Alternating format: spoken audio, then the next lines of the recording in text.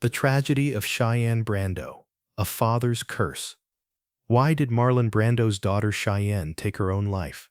The answer to this question will shock you, because this story is not just about suicide, a murder that took place at the Brando mansion in Los Angeles in 1990. Years of a father's neglect, a traumatic childhood spent on the isolated islands of Tahiti, and years spent in psychiatric hospitals. Cheyenne Brando's life was the complete opposite of Hollywood's glamorous world. A nightmare. Today I'm going to tell you the tragic story of this young woman, and perhaps you, like me, will ask this question. Was Marlon Brando truly a father, or just a world-famous stranger? Before we continue following this story, I have a request. If you enjoy these deeply researched, lesser-known true stories, please don't forget to subscribe to the channel and turn on notifications, because every week I share Hollywood's dark side, mysterious events, and forgotten tragic stories with you. Now let's return to Cheyenne Brando's story and discover together how this tragic ending became inevitable. Cheyenne Brando was born on February 20, 1970, in Tahiti, and from the moment of her birth, her life was marked by instability. Her mother, Terita Terriapaya, was a local Tahitian actress who had met Marlon Brando during the filming of Mutiny on the Bounty in 1962. Brando was still married to his first wife, Anna Kashfi, at the time, and he was shuttling between his Hollywood life and his love affair in Tahiti. When Cheyenne was born, her father didn't even come to Tahiti to meet her. The baby spent her first few months only with her mother, learning of her father's existence only through photographs and the stories her mother told. This beginning was the first clue to a pattern that would shape Cheyenne's entire life. Marlon Brando was not physically there, and perhaps he never truly would be. Cheyenne's childhood was spent on Tahiti's Tetiaroa Island. From the outside, this might have seemed like paradise, azure sea, palm trees, white sandy beaches. But the reality was much darker. Marlon Brando had purchased this island in 1967 and came and went frequently, but not to spend time with his children, rather to find his own peace. Cheyenne and her half-brother Christian could only see their father for a few weeks each year. Moreover, even when Brando visited, he usually came with other women, and the time he devoted to his children was extremely limited. Cheyenne would later say in an interview, "My father loved me, but he didn't know how to show it. Every time he visited, I would try to get to know him, but he always remained a stranger before he left." However, the real trauma in Cheyenne's childhood was not her father's absence. Her mother Terita's mental state was extremely unstable, and this situation caused great harm to the little girl.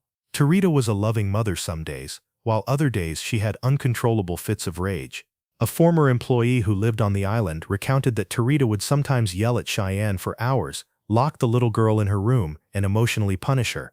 Another witness said that when Cheyenne was 7 or 8 years old, she would often hide in the island's isolated corners crying and not return for hours.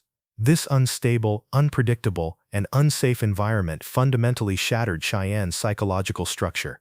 By the time she turned 10, she was already showing signs of depression, but no one took it seriously because they didn't want to believe that a child could experience such deep despair at such an early age. Now, what I'm about to tell you is perhaps the most disturbing part of this story. Marlon Brando was aware of all of this.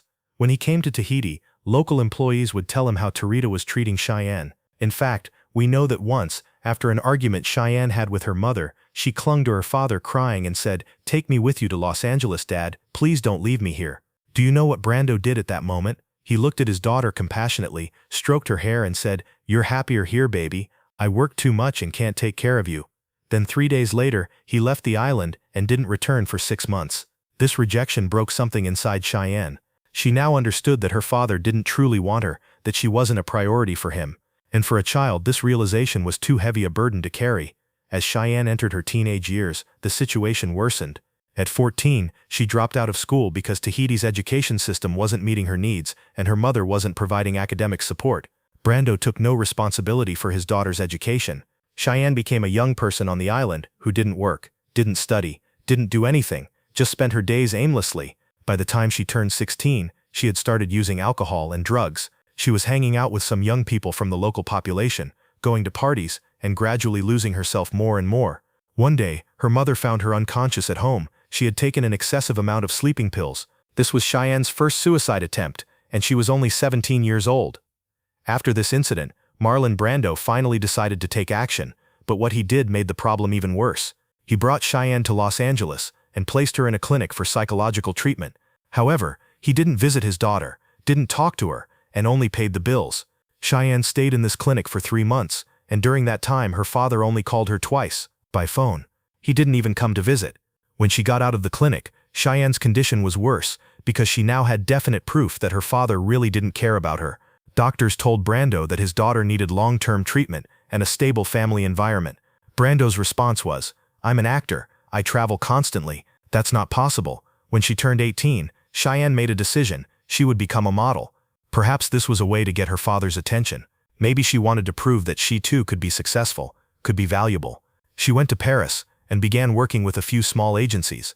The first few months went well. Cheyenne was a beautiful girl, and her photographs were impressive. However, her mood instability began to sabotage her work. Some days she wouldn't show up for shoots, and other days, she would have uncontrollable hysterical crises on set. Once, during a photo shoot, she started crying for no reason and couldn't stop.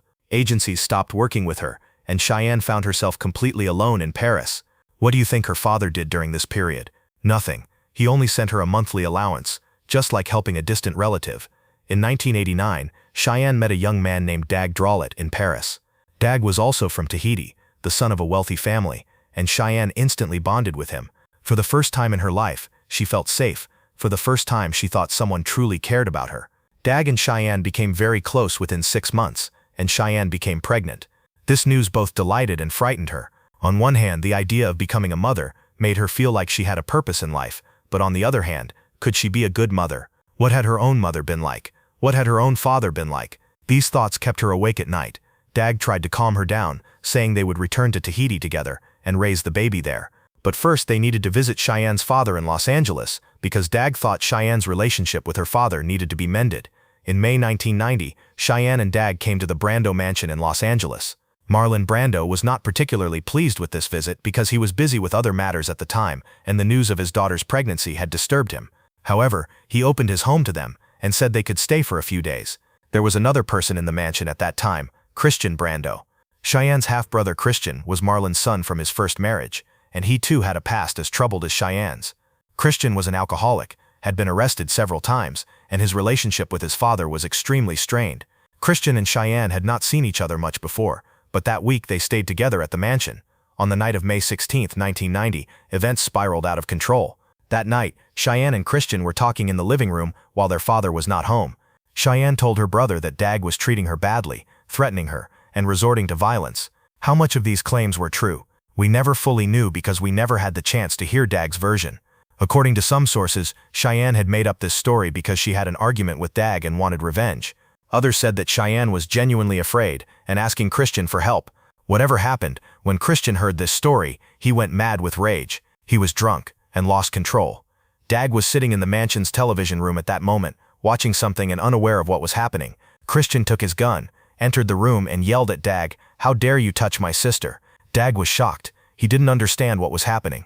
He tried to stand up, but Christian pulled the trigger. One shot, hitting Dag in the face, and the young man instantly collapsed to the ground. Cheyenne heard a scream and came running. She saw the man she loved lying on the ground covered in blood. She was a pregnant woman, and the man she loved had died before her eyes. Later, Cheyenne would say in her police statement, "I can never forget that moment." Dag's eyes were open, but he wasn't there anymore. Everything ended in 1 second. Police arrived at the scene within minutes, and Christian Brando was arrested. Marlon Brando also rushed to his mansion, and he collapsed at the sight he found there. His son had killed a man. His daughter had witnessed a traumatic event, and this scandal would be headline news in the world press the next day. But there was one thing Brando did that night that constitutes one of the darkest details of this story. He protected Christian but didn't console Cheyenne. Before Christian was arrested, Brando called his lawyers, claimed his son was innocent, and gave instructions to prepare a statement for the media. But Cheyenne sat there in shock, and her father didn't say a single word to her. A police officer later described this scene, saying Brando was focused on his son. His daughter seemed invisible, as if she weren't even there. The following days were complete chaos. The media besieged the Brando mansion. Christian's trial began, and Cheyenne had to testify as the key witness. However, Cheyenne's psychological state was rapidly deteriorating. She couldn't cope with the shock of what she had seen, couldn't sleep, couldn't eat, and cried constantly. Doctors admitted her to the hospital and prescribed heavy antidepressants. She was in the process of pregnancy, but there was a risk of losing her baby. And her father? Marlon Brando went to court every day, defending his son, but didn't even stop by the hospital to visit his daughter. A nurse later recounted, Cheyenne waited every day for her father to come. She needed him, but Brando never came. One day Cheyenne asked me, "My father never loved me, did he?" I didn't know what to answer. Cheyenne gave birth to her baby, her son Tukey, on June 26, 1990. Marlon Brando came to the hospital, but an hour after the birth, and stayed for only 10 minutes. He had his photograph taken with his grandson, made a statement to the press, and then left. Cheyenne never forgot this moment. She later told one of her friends, "To my father, I was just a problem. Even when he saw my son, there was no love in his eyes, only a sense of responsibility. He left me there, just like he always did." While Christian Brando's trial continued, lawyers wanted Cheyenne to testify. However, Cheyenne had returned to Tahiti and didn't want to come back. There were doctors' reports stating that her psychological condition was too poor to allow her to appear in court. Christian's lawyers knew that Cheyenne's not testifying would change the course of the case, because in her first statement, Cheyenne had said that Christian had intentionally killed Dag, but now Cheyenne was nowhere to be found and had changed her statements. In a new statement she made by phone from Tahiti, she said Christian killed Dag accidentally. "I think it was an accident." This change of statement was extremely suspicious, and many people thought Marlon Brando had pressured his daughter. In 1991, Christian Brando was sentenced to 10 years in prison for voluntary manslaughter. However, with good behavior, he served only 5 years. Marlon Brando had tearfully defended his son in the courtroom, admitted that he had been a bad father, and said that Christian's crime was actually the result of his own failure. This scene received wide coverage in the media, and Brando's image as a tragic father was reinforced. But no one asked Cheyenne. No one wondered how she felt, how she was coping, because Cheyenne had already disappeared from view. Returning to Tahiti, Cheyenne began living in her mother's house with her baby Tukey. However, her condition was getting progressively worse. Images of the murder night wouldn't let her sleep for days. She had nightmares and frequently experienced panic attacks. Local doctors diagnosed her with schizophrenia and started her on heavy medications. Some days Cheyenne was incapable of taking care of her son. She wouldn't leave her room for hours and wasn't interested in anything. Tarita took on the responsibility of raising her grandson Tukey, but as a woman with her own mental health issues, she failed at this task as well. The home was chaotic, the child was neglected, and Cheyenne was sinking deeper with each passing day. At the end of 1991, Cheyenne made her second suicide attempt. This time she took a large amount of sleeping pills along with drugs and alcohol. Her mother got her to the hospital in time, and her life was saved, but doctors said this wouldn't be the last attempt. Cheyenne now needed to be under constant supervision. What did Marlon Brando do when he heard this news? He sent Cheyenne to a psychiatric clinic in France. He didn't visit himself, only covered the treatment costs.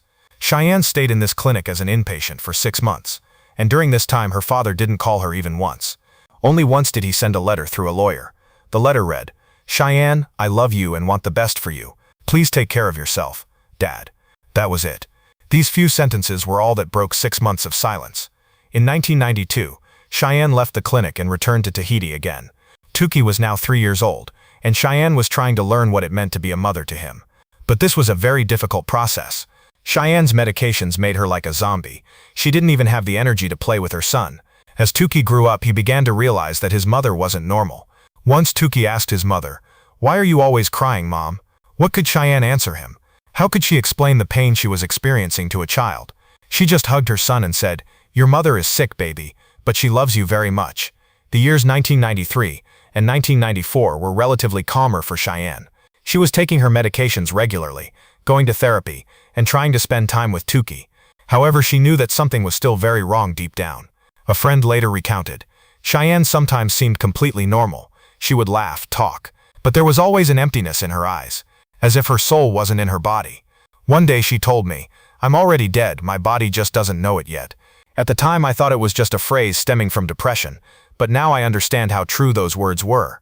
At the beginning of 1995, Cheyenne's condition worsened again. Why? Because Christian Brando was about to be released from prison, and this news devastated Cheyenne.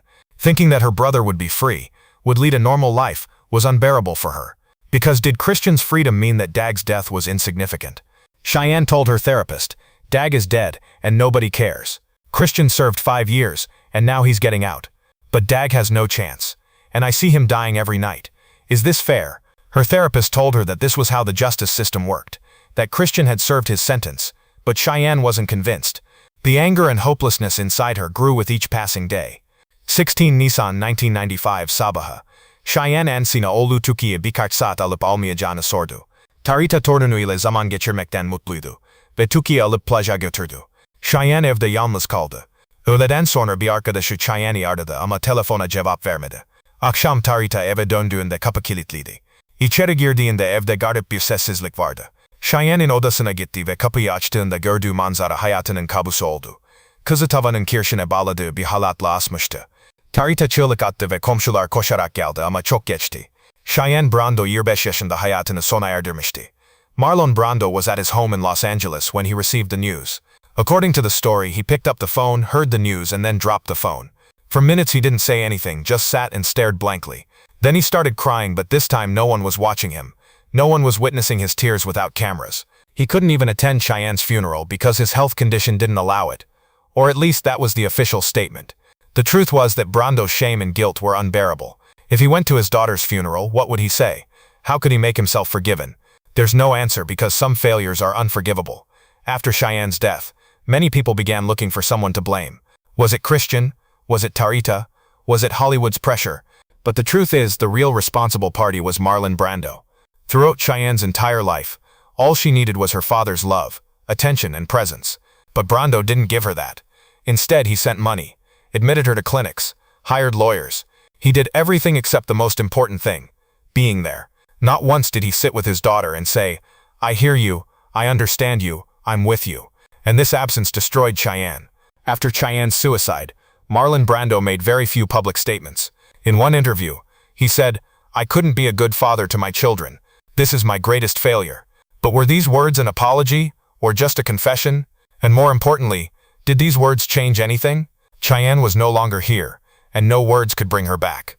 Brando lived the rest of his life with this guilt. When he died in 2004, he left a significant inheritance to Cheyenne's son Tuki in his will. Perhaps this was an attempt to pay the debt he felt toward his daughter through his grandson. But it was too late. Cheyenne Brando's story is not just a story of suicide. This is a story of the consequences of neglect, absence, and misplaced priorities. It's the story of how a father's fame and career overshadowed the most basic need of a child, to be seen, to be heard, to be loved. Marlon Brando was one of the greatest actors of all time, but he was a father who failed at the most important role of his life, and the price of this failure was the life of a young woman who had so much potential, so much she could have become. When I researched this story, what struck me most was that this tragedy was preventable. If Brando had simply been there, if he had shown interest, if he had made his daughter a priority, perhaps Cheyenne would still be alive today. But he didn't, and we'll never know what Cheyenne could have become, what kind of mother she could have been, what life she could have lived. All we have is this tragic story, and a question that will remain unanswered forever. How many people have to pay the price for one person's fame?